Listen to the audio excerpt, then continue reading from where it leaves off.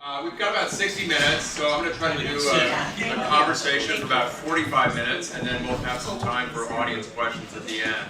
And rather than read everybody's CV, I've asked our panelists to just say, 25 words about who they are, and maybe a film or two they've worked on, or a business that they're involved in. So go ahead. My name is Versel. I'm very happy that Middleburg invited us this year with our film the last 5 years. I've also done several other independent movies, notably City Island was something people in Washington really liked, and a few others. And happy to be among these amazing people. I'm an independent producer. I live in New York. I try to make commercial independent films at as small budgets as I can. I'm Laura Bickford, film producer and film television producer. I'm based in Los Angeles, and I've been in traffic, Che, duplicity, arbitrage with our last currently exec producing Carrie Fukunaga from the movie Detective, and Hugh Hudson's in the movie Charts of Fire. Hi, I'm Mark Sennet, mainly a television series producer and Stephen King's producer at Bag of Bones. There's Boston. We have 4 or 5 other series coming up this year, and one is The Crusaders, your Academy Award winner, Sonnet, and it's a 6-hour television. What we call now in our business, in our television business, is a long form, like a 10-hour movie. And so that's kind of the area that we're in, Holding Al Pacino, very historical events in that. And I work with my partner, Bill Hasselberger, on a lot of these films. And I have one of my associates, Jonathan Matt, will be there. We're doing capital crimes by the writer that wrote Treme and Wire, and we're going to be shooting here in DC. And the last time I shot here in DC, we did a show called History of Indian Sovereignty. It's great to be back. And well, I'm not a Hollywood guy. I'm an investment banker, and I think you guys call people like me along. That's a dangerous thing to be. Dangerous thing to be around here, but I've been investing with Mark for a couple of years and learning a little bit about the world of Hollywood. And for people like me, it's a interesting world. I mean, we're interested in yield right now because interest rates are so low. So we need to take a look at that, but it's a scary place. And, and a board member of the festival. Yes. That's right. Hi, I'm Pam Williams. I'm a film and TV producer. On the film side, I produced The Butler and worked with Laura Ziskin, who produced all the Spider-Man movies through Sony. On TV, I'm working with Ken Burns on a documentary based on the Pulitzer Prize-winning book, The Emperor of All Maladies, which is a 6-hour a series that comes out in March. I'm also a co-founder of Stand to Cancer and produce all of theirs, and have other TV and film projects. I'm Rick Allen. I told Pam that this spider was not actually infringing on her intellectual property. Thank you very much. I'm the founding CEO of Snag Films. We also own IndieWire, and I have a colleague from IndieWire in the room. Yeah, that's very good. Formerly with Discovery and Grand National Geographic in the film and television area for a number of years. And also a sports media company called Sporting News. We had a film in the festival last year, Lost for Life, which has been distributed, thanks to its launch at Middleburg, distributed on television in 60 countries. And with Ted Leonsis, who is my chairman and founder of our company, produced a number of films as well, although not his finest film, Man King, which really is a spectacular movie you should see. But we had the opportunity to make Kicking It with Susan Koch, the director of the festival, and that began a long friendship and working relationship. And we also did another film also for ESPN called The Fighting Chance a few years ago. I'm going to start, Pam, I'm going to start with you because there are probably as many people in this room as there were producers on The Butler. Which is in some ways a good case study of what it takes to get a movie made these days. So there were, what, 41 producers on that film?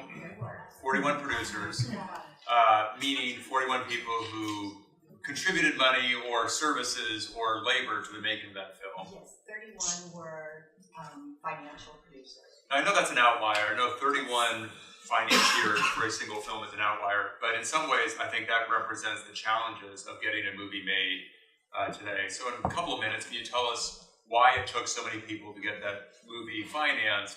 And I guess the ultimate reward is it grossed almost $200 million. So everybody who said no initially was wrong. Somewhat, yes. You know, The Butler was a movie that Laura Ziskin, my producing partner at the time, both of us saw it in the paper and thought, what a fabulous movie. And other people did too, and so many people went after it. Sony was able to option the rights. We got the first writer on the top of our list, Annie Strong, to write it, so it was just this wonderful breeze of putting a movie together, except when it came to make it. Lee Daniels was attached, Oprah Winfrey was attached at that time. Sony passed on it as it didn't fit their business model, and every other studio in town then also passed on it because it had multiple strikes against it. It was a period piece, it was about American politics, it was an African American story.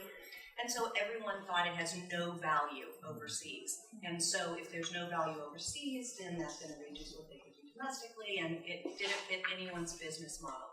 So we turned to everybody in Hollywood with money, who again, everyone looked at it and said, can you fund it for 70% soft money? Explain what that means. So soft money being the foreign pre-sales or foreign money, what you could get with a tax credit. So equity, the people who are completely at risk putting money in the film, would only be 30%. And how much did the movie cost?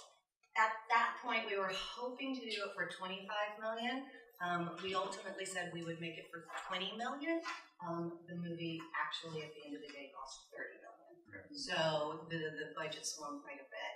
And so we turned over every rock. I say to many people here, the reason why this movie got made was because Sheila Johnson was the very first person, after many, many tours, to say absolutely yes, and I will go out and I will raise money with you in order to make the movie. And she flew across the country to anyone who was interested, including rap stars, who, when she said, have you read the movie, said, I don't read, but I hear it's good. And I think he went on to say, sure, I'll put in $3 million.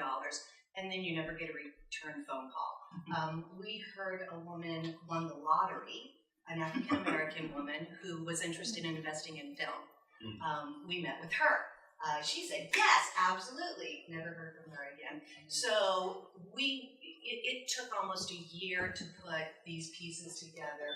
We put them $2 million at a time, $500,000 at a time, $3 million, and scrabbled it all together. Wow. And there you have it. And there you have it. And again, it was about, does this movie get made or not? And so for me, if it took 31 executive producers to do it, that's what we did. Mark? Can I give you the antithesis of that?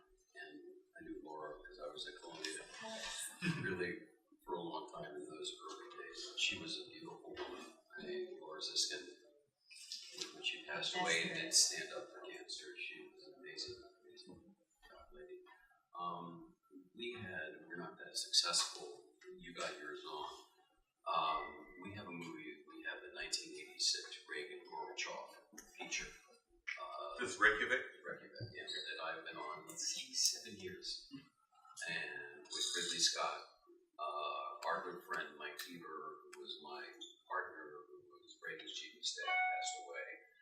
And we were all set last year, just like you said. We were a lot less, Because in our business, what happens is that when you have someone like Ridley Scott or Lawrence Ziskin, you're able to go out and then put this most amazing story together in 1986, when the world changed. And we've been on this for 7 years trying to, we had Participant Media, which is the, Jeff Skoll's company, which is wonderful. And you get to a point where you try, and then we had Michael Douglas come in.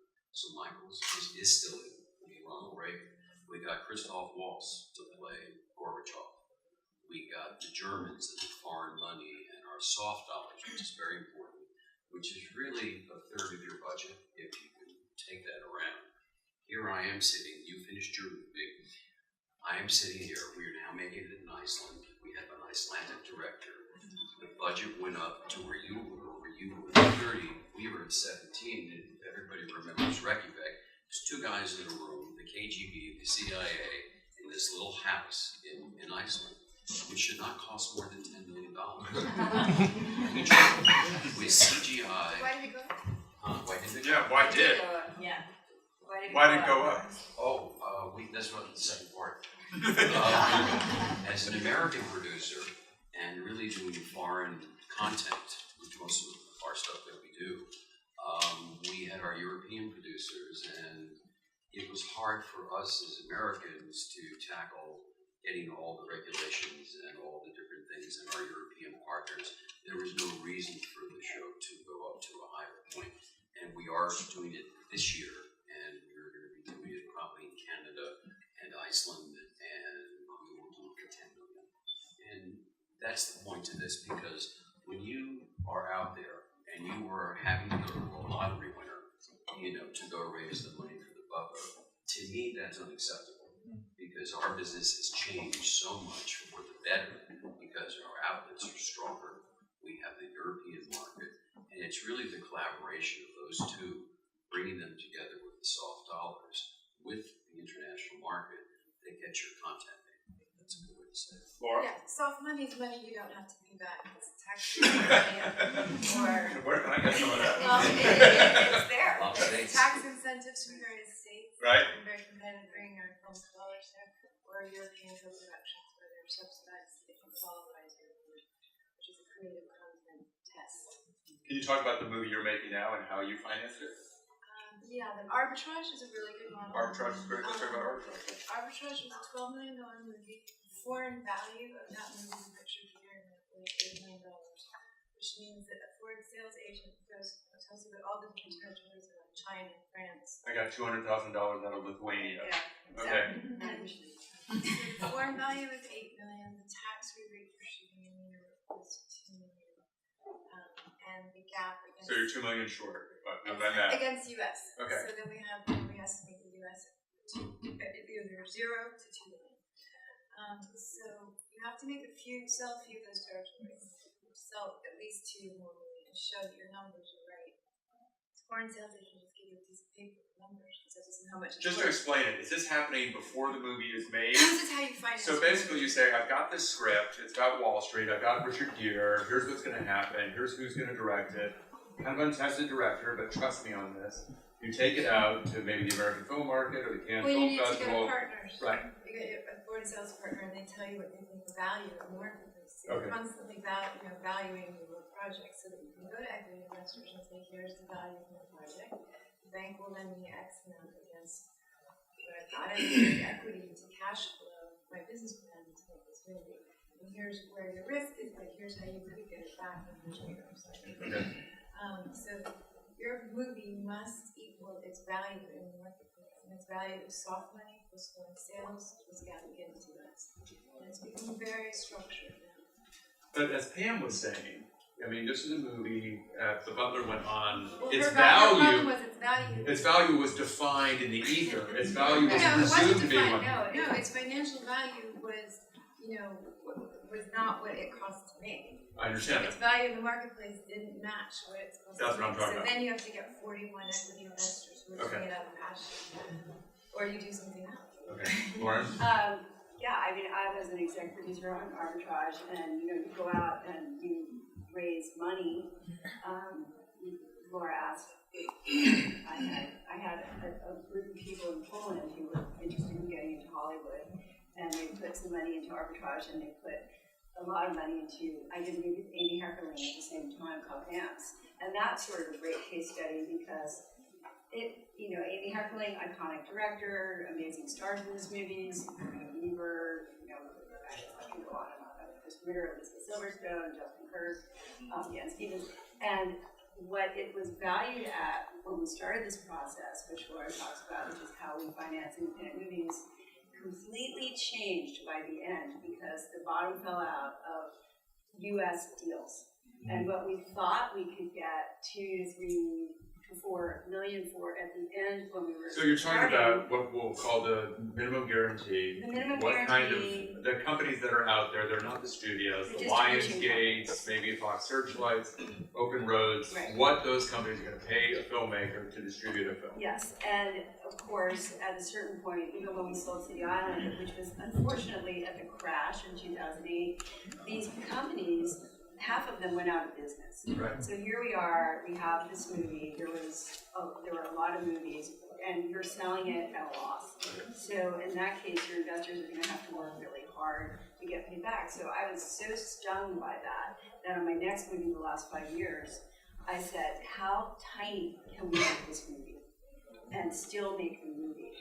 And then when we sell it, it's not gonna be an issue. So that's sort of the seat I'm sitting in, and I'm now working with James Lapine on a movie called Custody with Viola Davidson and Rich Wood, and it's making these really small movies in New York while we can show people that yes, you can do these, you can tell these great stories, but you have to do them at very modest budgets. Rick, Rick, I see. I think this is really true for all movies of all types, whether they're narrative features at robust budgets or small documentaries. In all cases, there's an enormous pressure to keep your budgets down because it's exceptionally difficult to predict the market. And when we're talking about market estimates, the emphasis is on the estimates, not on the market. In all cases, nobody knows what the market's going to produce. And so I think it's easiest to think about films as startup businesses, and every one of them is a startup business. You're putting projections together based on what is hopefully a good sense of what your own cost will be, and then predicting revenues where there's a high beta, a high degree of uncertainty about what the revenues will be. But in many pictures, and particularly narrative features, the beta on costs is also high. 10 to 20 to 30, down to 10. That's not unusual.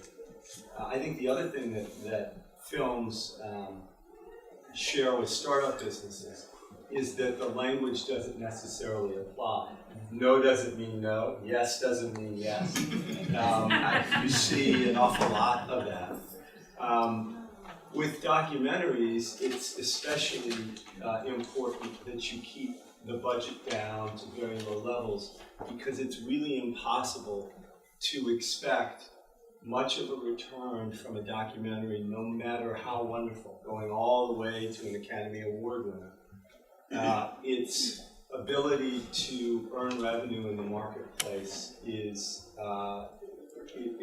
very tough, and the amount of return is pretty tightly circumscribed. Again, no matter what your best assumptions are, and in very few instances do you ever achieve the best. But one quick point on soft money. Soft money is any kind of funding that doesn't require being repaid. So it's not debt and it's not equity in a traditional sense. We did an IMAX film at National Geographic on Lewis and Clark. And IMAX films are extremely expensive to shoot, for reasons we don't need to go into, and it's a fairly small number of theaters, particularly at that time, that you could play to. So I set the expectations that 100% of the money on that film had to be soft money, which my colleagues rightly thought was insane, but we ended up pulling it off. We had one individual who was incredibly passionate about the topic and had the wherewithal to put a number of millions of dollars in without expectation of return. And then we went to Eddie Bauer, the outdoor apparel company, who saw a branding opportunity to be associated with the film. Again, they weren't getting repaid in the traditional sense, but we gave them... Does that mean Lewis and Clark were wearing polar fleece? Very, very period appropriate. No, it was interesting. I mean, it only worked because that company really believed that their involvement had to be extremely authentic, because otherwise National Geographic wouldn't have allowed it. It wouldn't have worked for Eddie Bauer, and it would have driven consumers crazy. So, that was kind of... It was the first time we did that model. It was the absolute pinnacle. It'll never be achieved again. But it does represent the sort of startup mentality, the entrepreneurial skills that the folks on this panel represent, and that anybody in this room who's thinking about being involved in filmmaking, that's what you've got to do, because it's a scramble from start to finish. Let me ask a question for you, William. There's an old joke about lawyers, and that is any lawyer who represents him or herself as a fool for a client. And there's a similar joke in Hollywood that any producer who would invest his or her own money in their own film is a fool. Why do you see an opportunity there, and what kinds of mistakes you think people have been made, and what has your Hollywood education been like in terms of film finance? So I'm on the other side of the equation. I'm the guy who expects to get paid back. Look, your world is very different than my world. My world is investment banking, commodity markets, currency markets, Wall Street. It's a hyper-rational world. And we have a different language, we have a different expectation. We expect to be able to employ mathematical-based modeling to come up with predictions of the future. There is no way in the world you can take that kind of model, which is basically our main toolkit these days, to Hollywood. It's just totally different kind of investment. But we do it anyway. It doesn't work. So I think when you guys come to people like me, I think it's a mistake to try to talk our language and to try to convince us that there's some kind of rationality involved in this, and there are expectations that are reasonable to have. It's more like gambling. It is. And that's Totally okay. gambling. That's okay, because right now in my world, interest rates are so low that if you're sitting with money, that's a really stupid thing to do. Everybody gets it, that you need to take risks to make some money. Now that's going to change, by the way. In about a couple of years, interest rates are going to go up, and it's going to be much harder to sell people. So quantitative easing is going to take it or hurt Hollywood film financing? Yeah. So I think it's important when you come to people like me, or not in your world, not to try to make it sound like your investments are like my investments, because they are not. It's fundamentally different. But there's some potential for greater reward, and therefore we expect people to be expected to be more risk. So. Yeah, absolutely. Go ahead. What I was going to say is that all investments, in your world as well, there are investments that are non-risky, there are investments that are risky, and I don't think anybody who's investing in a film is putting 80% of their portfolio in. Right. So some investments are to make their money back, and absolutely you would be surprised if you didn't get it back. Other investments are for fun. And you should do it if you're passionate about the story, if you're passionate about the group of people that you're working with, and you're going to have fun with it, and you could make money too. Mark? And I just want to add on to that, because for me, and I know this is different for Bill, from the different two worlds we're in, but content is king. Content is king. If you don't believe in what your storytelling abilities are, you might as well just stay home and watch TV. Because when There's some good stuff on TV. we make And he's making it. Yeah. So what I want to say on the television side, just to go to that, is it's a new playing field at home. Because Bill and I and Jonathan have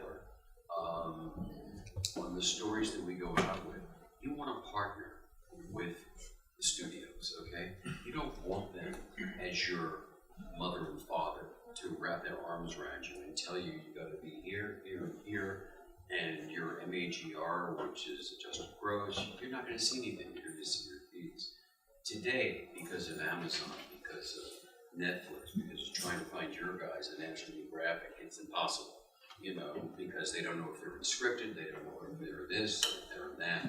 So the studios and the agencies and all of the producers have gotten together. You mentioned vertical integration. Vertical integration used to be product placement, okay? You couldn't, I was at HBO for 10 years, and you couldn't put that coffee cup in there, you know, if it had Starbucks on it. Today, we're able to put 10% of our budget on top of our soft dollars, right? And then you go to the studio, or you go, in my case, to the networks, right? Like we are right now on Capital Crimes. We have the hottest showrunner, Eric Oppenmeyer, wrote The Wire, wrote Treme, he bought Work Empire, and we went out and got him. And the key to me, in my opinion, everybody here on the panel, is that we don't work for them, they work for us.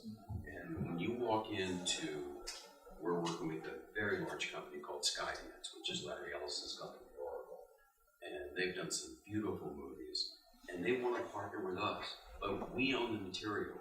If you own the IP, and you go in, you have that book in your hand, and you have your team with you, and you have 2 or 3 pre-sales overseas, and it doesn't have to be a big sales company. You don't have to go to Lionsgate, which is great. I'd rather go to the smaller independent sales agents that are overseas that will get a return on Bill's money that he's invested into the show. And the way you do that is to Sorry, is Bill putting up the name cost? No, we put up some of the things we do together.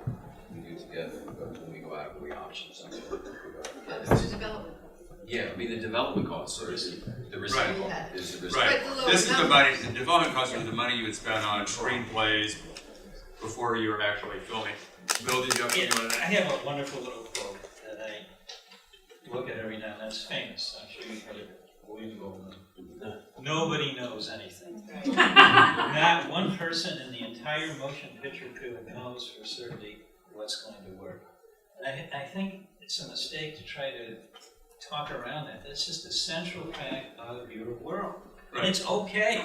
Right. It's okay as long as I get a greater return. Right. By the way, that quote comes from a book called Adventures in the Screen Trade, which is one of the best books The ever first written one, about yeah. Hollywood. I want to talk about, we've talked about the business model. I want to talk about the opportunity, and whoever wants to chime in on this, please do. Studios, and Pam, this is maybe a good one for you. The studios are largely out of the business of making the kinds of movies that you guys are generally making. They're putting all their eggs in the superhero basket, and that has created an opportunity and a void. I guess my question, maybe we'll start with you, Pam. Why are they out of that business, and why are those movies so hard to make, or why are they unattractive to the studios to make? You know, I think looking at Spider-Man, which again has franchise, has built-in audience, again, it's about risk. It's about they do the same models that you do on the independent side, and they look and they say, okay, they're going for the sure thing. You know, The Butler was a movie that started in a studio. Right. And again, while the costs raised up to $30 million, at the end of the day, had that been a studio movie, it would not have made money because we made it, all of the cast was paid $65,000. You know, nothing. Everybody came because of the passion for the movie. If Sony was making it, they wouldn't have taken $65,000. Right. That $30 million would have easily been $60 to $70 million. And then again, you know, it does almost 200 worldwide. That's not in profits for them. Okay. So, I mean, I think that's, you know, why they don't make the medium size. It's really hard to make at studios. Yeah, they bought up all of the specialty distributors and then they shut them all down. Pretty much. Right, they used them as they all won awards, and those were some of the awards division. Right. So they still have sort of awards-driven movies, but they have like 1 year or But slot. even, I mean, it's worth noting The that budgets have gone 12 Years down. a Slave, which won the Best Picture last year with the Fox Search, I believe, it was financed by River Road Entertainment, Bill Pohl's company, and New Regency, or Milsham's company. So it was independently financed. Yeah, and Studio Megan art Ellison. film division. Megan Ellison is somebody we should talk about. Megan Ellison, you brought up Skydance, Megan Ellison's Annapurna. I mean, now this is a company that's made Foxcatcher, Her, American Hustle, The Master, Zero Dark 30. I mean, I can't imagine a world without Megan Ellison in But it. she also has not used the model that I mentioned to you. Well, what is her before, model? But her model is just paying what filmmakers need to make the movie good. And she's Right. picked top 5 filmmakers. And she holds on to the Okay. distribution. And, you know, she's the daughter of the richest So in the world. if Larry That's Ellison, what if she Larry said. Ellison had more children, you'd all be in better shape, Well, no, basically. the thing is, Maybe the in thing one shape, that's but didn't have that much. thing about Megan Ellison is amazing is that she has great taste. Amazing And taste. that she's backed some really our best filmmakers. Spike Jones, as- Paul Thomas Anderson. in their Right. vision with what it costs. I mean, Zero Dark 30 is really interesting because that movie, its foreign value is 30 million. Catherine needed 60. And so nobody else would have made it at the level. Without Megan, that movie wouldn't have happened that way because we would have had to make it for half the movie to stay moving. I want to talk a little bit about distribution models. Rick, you can chime in here. We talked about arbitrage. Now, arbitrage is a film, and you probably know the numbers better than I do, that did as much money, if not more, through video on demand than it did Arbitrage is theatrical. a great positive story Right. in this bad landscape of Right. distribution. So I want to talk a little bit about video on demand, which used to be the place where you sent your C. Thomas Howell direct-to-video erotic thrillers, but has now become a viable distribution model. Rick, why don't you talk a little bit about the viability of these models and whether or not any of that money is actually getting back to the filmmakers? You know, money's getting back to the filmmakers in kind of each of the areas of on-demand distribution. And I'll kind of go in descending order of where the money seems to be. Certainly going into the pay-on-demand world with cable and satellite in the first instance has been an area where successful titles and arbitrage is held out by the cable folks as the example of what films can do. I would argue that it was a tremendous success and an unusual story, but nonetheless does represent at least kind of a high point on a data set. You're putting your movie up, it's a rev share model, and you don't get advances from the cable company. They put it up in the on-demand folders, and they split the revenue for the charge to view that the consumer pays. The next area is the subscription services, of which Netflix is obviously the biggest and has been most important for the independent film sector. They are buying fewer films now. Their acquisition budgets are not picking up the same numbers of films that they used to, in part because their focus is on their own original production, which has expanded really notably, as everybody knows. And then they'll spend on television to be able to present that, and then on big feature films. And then they get to kind of independent films a little bit down the line. They will pay license fees, and so that's extremely important to pencil any project. The difficulty is what they'll pay is markedly less than what they used to pay 5 or 6 years ago when they started the service. So it's hard at the front end of the film to be able to say, well, I know Netflix will give me X, or even know the equation that applies. It used to be, well, if I can project a domestic box office at X, I can project a Netflix license at Y. That's a little bit harder to do. But isn't it also the case that if you're a producer selling a film to a theatrical distributor, they may want to retain some of the rights that Netflix wants to buy, so you can't piecemeal it out that way? Quite often, and one of the things that made arbitrage such a success, I think, is that it successfully did a day-and-day model. And so there was a real sense that it was a special opportunity to view in the home environment, and people were happy to pay for it. But it's not, I mean, I think that's the way of the future, you know, we went out on 200 screens theatrically, and at the same time we could pay $10 a night to see it. And what changed with that moment was that it wasn't looked at as a bad movie that was Right. That and Margin Call, I think, would Yeah, be the two examples. And so that's how, sometimes we go to the theater and sometimes we watch it at home and to be able to get it or whenever you want it and whatever device you want it is the way of the future and we're adult drama. Right. More than 200 screens, we didn't need it, plus the financial model is better Right.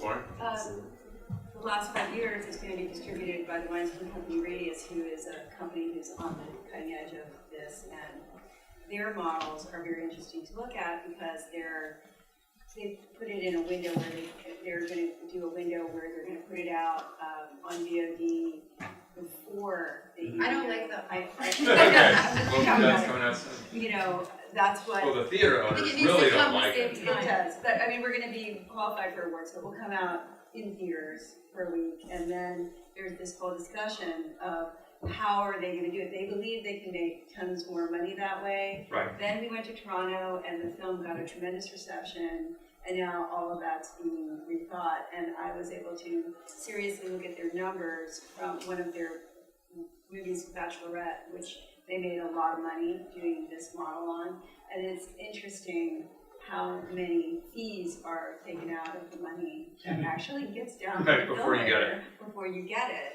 I want to reserve some time for audience questions, but I have a couple other things I want to ask about. And one is, we haven't talked about it, is the creative community, the talent.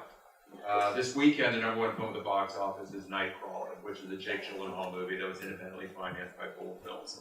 It's an $8 million movie, so Jake Gyllenhaal didn't get a lot of money, but it's an incredible story written by Dan Gilroy. Are actors and directors saying, I don't need to make the $75 million studio film. I want to do something I believe in, even if the money up front isn't as good as it might not ordinarily be. And what kinds of incentives can you guys give talent so they get a little bit of the film and success? Who wants to talk about that? I'd like to talk about that just because I just made a film with Richard Robinez, who the film he made before the last 5 years was a $67 million film, Beautiful Creatures. And he wanted to do the last 5 years at least something that he wanted to do probably for the last 5 years. But then when I got involved in it, we got it done very quickly. And of course you go in as a producer worried that this director who works at that level won't be able to do it, but he was absolutely amazing and completely responsible and knew what he wanted and went out and got it. I really do think it's our time in independent film because I think that directors and the top actors really want to do good stories and they're not getting the opportunity to do that anywhere else but in Yeah. Yeah, I mean, I think content is king. The script is really your best weapon to put the package together. And it is amazing how many bad scripts are out there. And it is finding the needle in the haystack to find a script that is really good, that is compelling, that has all of the attributes that are going to bring that talent. So when you get it, as the butler, that talent was not a problem. Lee Daniels, just brought them all. You had the studio pay for the script. One of the problems we have right now in Sennet Films is no development money. Explain what development money is and what it's used Which for. is the most important money, Right. and some of And the that's what you're hardest. paying. That's what you're paying. Yes. Right. So development money is the money for the script and the rights to the book and producers to package it. So, we need to get paid while we're Right. Keep getting the the lights actors and on. the directors and looking for material. And that money's gone. Yeah, and when the studios stopped making movies in this space, and the foreign sales agents came in and they got some structure, they all were in packages, which are scripts with directors and actors already done. I mean, ready to go. Ready to go. That money's come back to the market. There's a lot, post 2008, a lot of money back in the market for movies. Scripts with directors, package, budgets, business plans, everything, that's where we go for equity. But there's no one paying for development. And in the beginning, right after the crash, there were a lot of packages. Writers were writing, they didn't know that there were, there was a crash and it was stopping. Right. So they wrote on spec. Now everyone's gone to TV, and there's no scripts. The American Film Market's next week, and all the sales agents are like, "Where are the packages?" Like, Because no one's they've paying all for gone to development. TV. Right. They have to get paid. Yeah, go ahead. And then we'll take some audience. Yeah, you don't. Our model is a little different, because I believe that our market has changed to television. The landscape is exponentially, probably gone up about 30 to 40% in the last 4 or 5 years. So, for example, we're with our show, The Crusaders, with Pierce Brosnan. You know, it's their children's crusades, and it's a $30 million show. It's $5 million an hour. My finance plan was my pre-sales. Okay, I went out, just for an example. We were using Fremantle Media, you know, that does American Idol and all that, as our distributor overseas. And the most interesting thing that happened to us was that the actors who have been dying to, you know, to be in this, like Pierce Brosnan, you know, gets a lot of money. All these guys get a lot of money. When they see the content, they will come in and you can work out a deal with them that they're not taking their full, you know, $2 million for 6 weeks work. They're going to come in probably either at scale. He's going to come in with me as a producer. And what we do is all that money that's in the studio's hands now reverts to us. Because when you go in, not only do you walk in with your script, you walk in, Jonathan, with our top showrunner in television. You cordon him off, and everybody goes, "You got him." Then you go get your star, and you do it yourself. When you go to CAA or you go to the agencies, their job is to tell all of us on this panel, "Don't call us. You know, we're not going to make that deal with you. We're not going to let our actor work for $1 million. You know, so you go in and you're packaged, with your 6 hours for what everybody gets. And there's a lot of money in television then goes out to features, because then you're reversing, you know, the whole structure. Because a 6-hour or 10-hour television series on Robert Capa or the Ferrari Cove Awards that we're doing, millions of dollars overseas that the networks aren't going to get, because you can sell it to them not as an owner, but as an acquisition. And if you can sell it to them as an acquisition, they don't control your life. They don't control the creative, because you have a partner in Germany, you have a partner in France, and you put all that money together with the soft dollars, and you go out and you make the show that you intended to make. You know, because we have probably in television now 25 broadcasters from, you know, from the networks all the way, you know, to Amazon that they just did Man in the High Castle. Are they pre-buying or are you selling them after you make it? No, we come in, what I usually do is, my key to our success is I come in with a script, a Bible, the arc of the season for the year, my finance plan, what I want from the studio. I don't want their money or the network. I want them to be my partner. We want them to come on board and say this product can have a 5-year run, and with all the new SVOD, which is what we're talking about, which is replacing home video. All those things added into your budget, and then it is able to be disseminated to the actors. You know, and you can make corridor deals with them because they want to do this. And you walk in with the power of strength to the network and say, "Hey guys, look, I got Al Pacino playing Napoleon." And they say, They better say yes. And then How was a movie he tried to make for 15 years? actually, Oh, really? Actually 40 years. 40 years. But he was doing Al Pacino as the young Napoleon, and now he's the the early years, the teenage years. No, Al was it was actually Spielberg has the script today. It's us, our team against Spielberg. Al was supposed to play the young Napoleon, right? After he did The Godfather. Kubrick wrote this amazing script, right? And obviously died, bequeathed it to Spielberg. And Baz Luhrmann, I don't know why, but is a wonderful director, is doing the young Napoleon. Our Napoleon. That's a nightclub impresario. I think it's a musical. I want to see Baz's. Yeah, I want to see Baz's. I want to see Baz's Napoleon. Yes, Rick, and then we'll take audience questions. Two quick things about this. First, this is an indication that the whole landscape is changing and changing pretty rapidly. Certain rules continue to apply, notwithstanding Goldman. The easiest way to make money is to start with money. And in this business, the easiest way to make a little bit of money is to start with a lot of money. So, How to make $1 million, start with 100. Right. So control of the money gives you control of your future, and that's always the case. Second, the studios are changing their roles, less involved in the development end of things and the creative process. This is not true about the specialty studio labels, Sony Pictures Classics, Fox Searchlight. But for their big parent companies and others, they're really marketing machines. And Right. that's why They it don't makes make movies. sense to get a Right. franchise Absolutely. and really be So many able to classics mill it. No, they don't make They movies. don't develop. I think they made one movie. They made the David Mamet movie a couple years ago, Red Band. Where I think they're important is that they do recognize the value of adult stories. They do come in with real money, and I do believe that producers have the ability to work with them in advance of the actual acquisitions to be able to gauge their temperature and also likely pricing. But where there is hope, it seems to me, is that consumption patterns are changing, and that's really what's kicked off this digital revolution.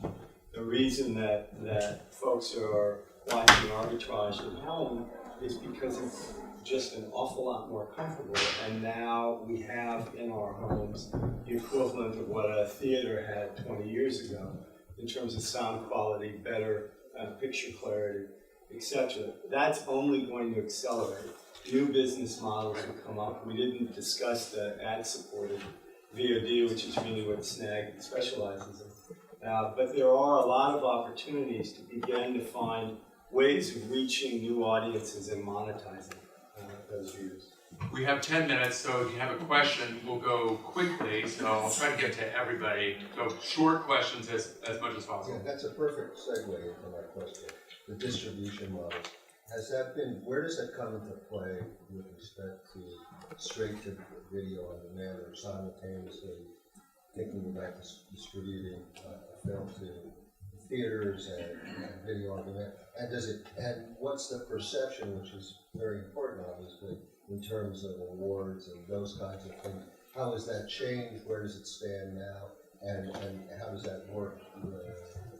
Margin Call was the first film to be on VOD and get nominated for the Academy Award For original screenplay, right? So that changed our world overnight. That allowed Richard Gere to accept video on demand rules for arbitrage, which without that he would not have. Right. Right. I think it's. So it's changing every day. Terry Fukunaga directed all 8 episodes of True Detective. That changed the world. Now Soderbergh's done it too with Nick. Clive Owen, he Perry's a bit with Matthew McConaughey and Harrelson. That changed the world. Now every movie star is happy to do 8 True Detective. So it's not seen as a stepchild. Not No. anymore. But that just changed, and it will Right. change tomorrow. Something else. Right, but the issue going forward is going to be that theater owners. I mean, Harvey Weinstein announced a sequel to Crouching Tiger, Hidden Dragon that he was going to release first on Netflix. Is that right? And then theatrically, and the National. No, IMAX and Netflix at the same time. Yeah, but the National Association of Theater Owners said we're not going to show it.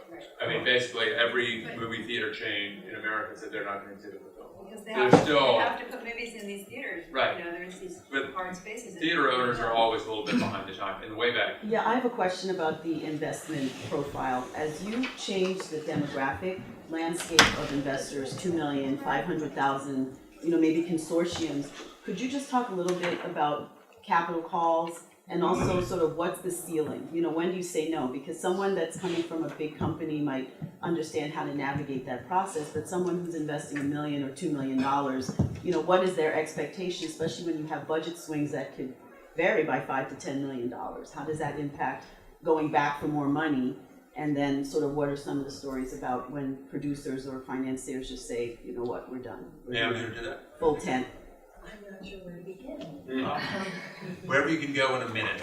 Okay. In terms of, returning to the same investors, and I think that's all on how well you did the time before, whether or not they're going to, come in again. And in terms of, it's project by project again, what the content is gonna pull in and what that package is gonna look like. There are so many different ways to put pieces together, that I think you just navigate it on a case-by-case basis. But if you've got 41 producers, I think you were asking about a mid-project Right. cash call. It's really, really difficult to go back to your early investors who were essentially limited partners in the business context. You don't have the right to force the call on most structures, and they're not expecting to put more in. Right. And Are so you bonded? for the Butler, what we were able to do when we needed additional money was to go to our equity investors and beg them to allow us to put GAAP on top of it. So GAAP money is the ones last in, first out. Were you bonded? No, we didn't get bonded until 2 Most weeks films before are bonded, production. so they can't go over I mean, we budget. ultimately were. Okay. During as the budget was going up, we weren't bonded yet. As somebody who gets approached, I think it's really important when you make your first pitch to equity investors, to high-risk investors, to be very clear about what could happen, could not happen. If you expect that there's going to be surprises, you may be more open putting in more money later on. And I think you need to create those realistic expectations during your first pitch. Generally speaking, we don't go back to equity investors and ask for more equity mid-shoot. That means, That's something's the- bad. But it happens. Right here, yes. If content is king, how does an award-winning script get to people like you without getting the letters back that I have gotten? Or we don't accept unsolicited manuscripts? Laura, you want to take that? We don't accept any scripts. You have to have a lawyer. I have to know the lease letter. There's been lots of movies where people come after the filmmakers and that was my idea, which is why we can't do it. Yeah, I won't, and usually just for our company, is pretty organic. I mean, we really hardly ever take in a script that we haven't developed. That we've come up with the idea, that we've IP, bought the book, and then we'll go out and hire our writer. For me, just talking personally, I'd rather personally, unless I go after great books and this and that, if there's a great screenplay. But it's really more, for us, it's organic. It's really putting the package together. Unless, if we have an idea that we want to do, then we just go out and do the whole thing together. Let's try to get 3 more questions quickly because we lose a panelist in 4 minutes. Right back here, and I'll continue. Go ahead. Can you speak to what's driving the market? The market is changing so rapidly. For instance, with HBO now saying, we don't even need the cable people, we're going to just go streaming direct. So there's so many competing distribution models now. I feel like the consumer is driving the market. Rick, why don't you In large part, that's the case. The problem is that the consumer expectations have now been trained to devalue content and to expect that they're going to be able to see things for free, kind of in all windows and under all circumstances. Not just piracy, though, right? Yeah, no, that's the biggest killer of the business. The hope is that these models will change in a way that still makes it possible for the creative community to produce this.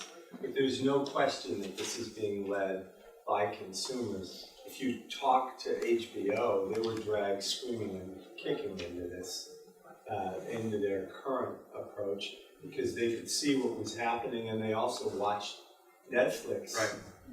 If you don't know, HBO just announced a streaming service, which cable companies are very unhappy about. Meaning that you don't have to have a cable or satellite subscription to watch HBO. And you can watch it in Spain, you Right. can watch it Don't in you have Russia. to pay a subscription Yeah. fee? Yeah. But you don't have to keep. You don't have to pay $190 to get 18 ESPN channels. Let's do 2 more questions before we wrap up. And you can come up and ask. You had a question? Yeah, you mentioned Radius. Yes. Do you think that they left money on the table by doing an extremely limited theatrical Yes. on Snowpiercer? On Snowpiercer? Okay. Explain what happened on Snowpiercer quickly. Well, actually, Snowpiercer was a Weinstein film. I mean, Right. Harvey was going to put it out, and then the director didn't agree with the cuts. So That's never happened before. Yeah. and it went to Radius, and their model is limited theatrical. They will do limited theatrical. they feel like it is a huge success story because they made so much money, but in my book, I don't see why you can't do both of those things at the same time. Especially one of the Great best story in reviews. IndieWire on exactly that topic, Yes. whether or not Right. money was left. Well, I mean, I know the Korean production company, they feel like they lost a lot of Yeah. money. There's a question back here, and then you can all come up and say hi to the panelists except Rick. Yeah, as like a super indie producer, you don't have this big development budget, but you somehow manage to make like a really good movie. Is there any worth in that if you don't have big names attached, or is there a place that you can take a movie like that to get some traction? Festivals.